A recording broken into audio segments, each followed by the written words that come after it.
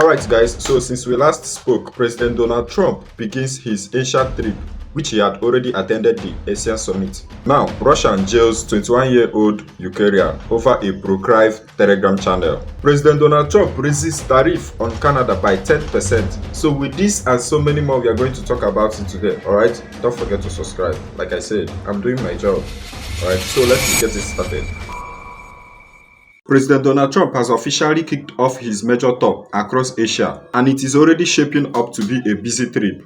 Now, from October 26 to October 27, President Donald Trump will be attending the ASEAN summit in Malaysia, where the main focus will be on trade, the digital economy and regional cooperation. During the visit, he also scheduled to meet the Malaysian Prime Minister Anwar Ibrahim and oversee the signing of peace accord between Thailand and Cambodia. On the sidelines of the summit, Trump is expected to hold a brief meeting with the Brazil's President Lula, where he said he is open to reducing tariffs on the Brazil under the right circumstances. Then, from October 27 to October 29, Trump will head to Japan for bilateral talks with Prime Minister. The discussions are expected to center around trade deals, security cooperations, and ways to strengthen the two nations. Next stop, Busan and South Korea, where Trump will attend the APEC summit from October 29 to October 30. He will also meet with the South Korean President Lee Jae to talk about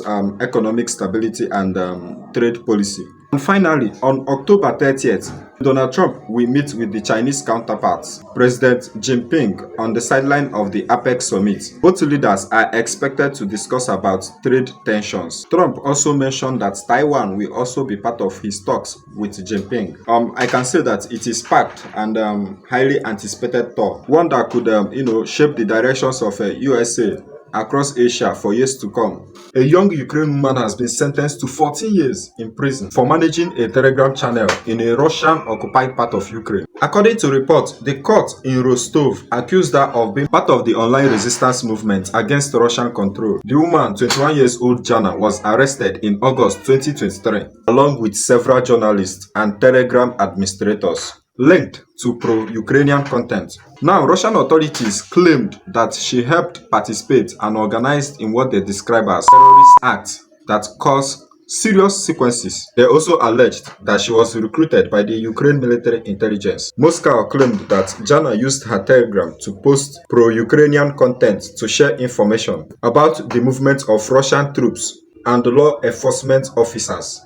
Donald Trump is now imposing an additional 10% tariffs on Canadian goods. That is on top of the existing tariffs that Canada is already paying. He made this move after a recent commercial issue where he unfairly. Now, according to President Donald Trump, Canada was caught putting up a misleading and fraudulent advertisement using Ronald Reagan's old speech. And he didn't find it interesting at all. He didn't like that at all. In his words, President Donald Trump said, if they want to play dirty, I can play dirty too. So in that case, he decided to raise the tariffs by 10%, maybe as a way of getting back or as a way of hitting back, because of what he described as Canada hostile activity. Trump said he is increasing tariffs on Canada goods by another 10% over what they pay now, over what they are currently paying now. Many people think that this decision from President Donald Trump would affect both countries' economies. Some said it could have been avoided if Doug Ford, who was accused of ignoring the earlier issue, had taken action sooner. Basically, President Donald Trump isn't backing down. And based on this, I think Donald Trump is not someone you have to aggravate with.